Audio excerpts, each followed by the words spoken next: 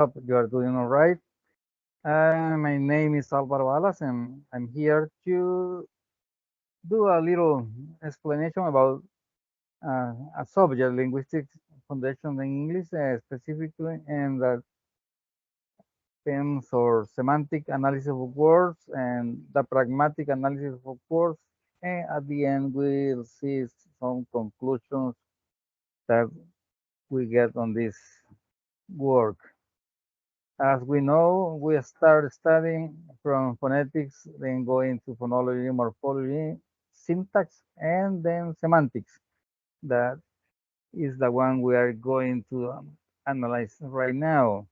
And we start saying that semantics is the study of the meaning of words and sentences. It uses the relations of linguistic forms to non-linguistic concepts and mental representations to explain how sentences are understood by native speakers. So the aim of semantics is to discover why meaning is more complex than simply the words formed in a sentence. And this is one of the most difficult things in English because if we are not natives, we have to learn and also share our a lot of time with some people from our community or neighborhood to learn what do they really mean with some kind of words or sentences. And we find a definition or explanation what how or from where semantics come.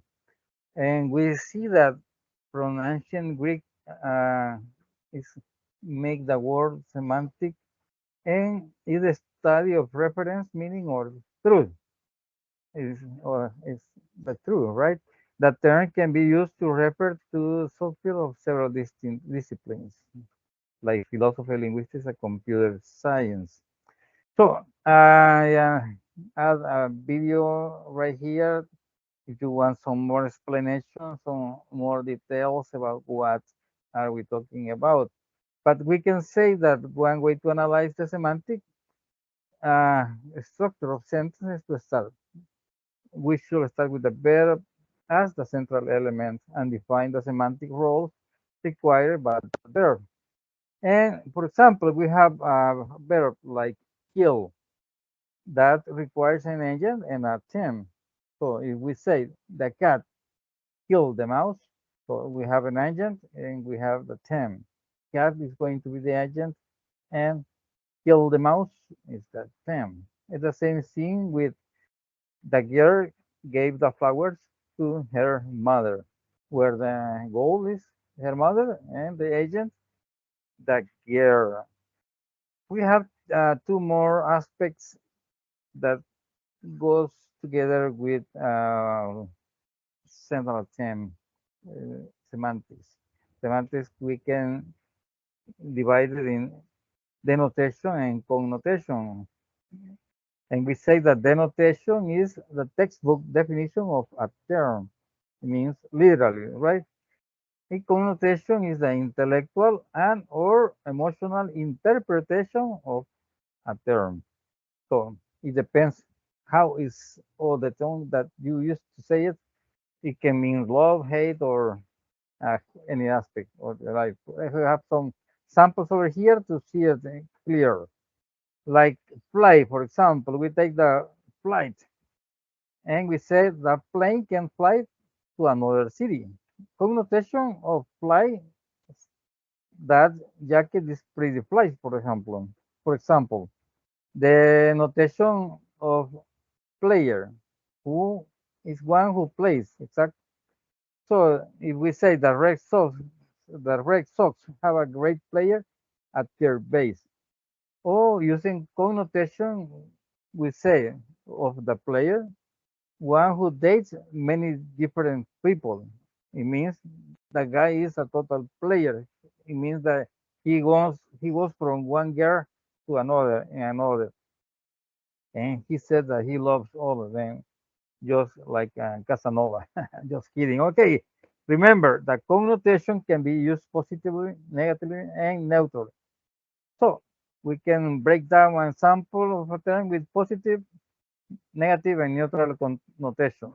For example, and we'll see it next in our next video. And we have here the book, The Study of Language, written by George Yule. The one is the center of our semester in this subject. So anything that you want to check in that is right here. So you can go straight to the book and check. And one thing that we need to make clear is what is the difference between syntax and semantics. And we say that syntax defines the rules and regulations that help write any statement in a programming language, while semantics refers to the meaning of the associated line of code in the programming language.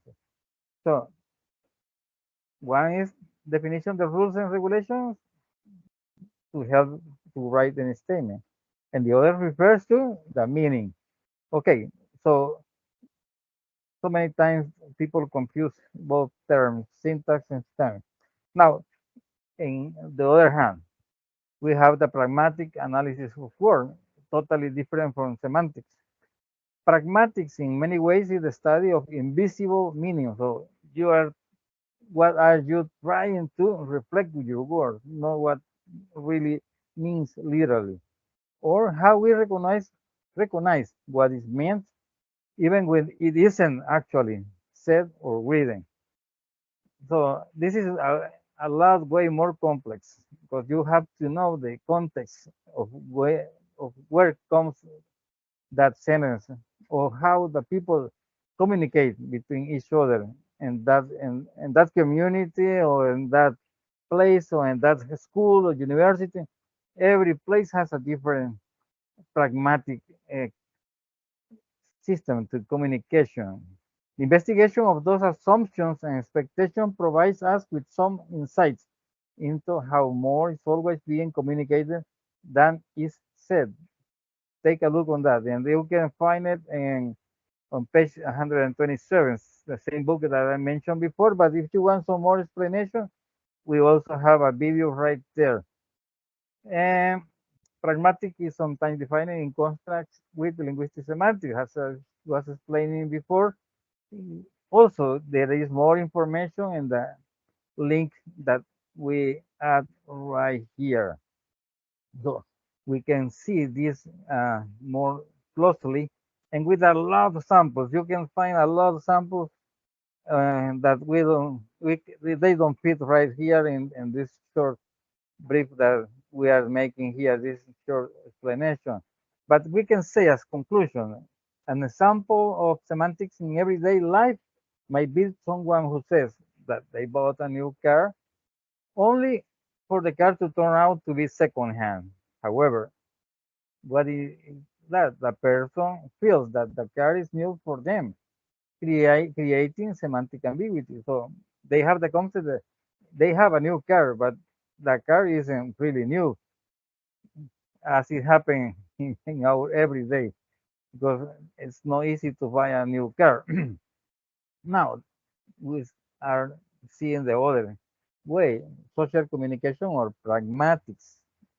Look, take a look over here, social communication. Adapting language according to the needs of a listener or situation. For example, talking differently to an adult, child, or baby.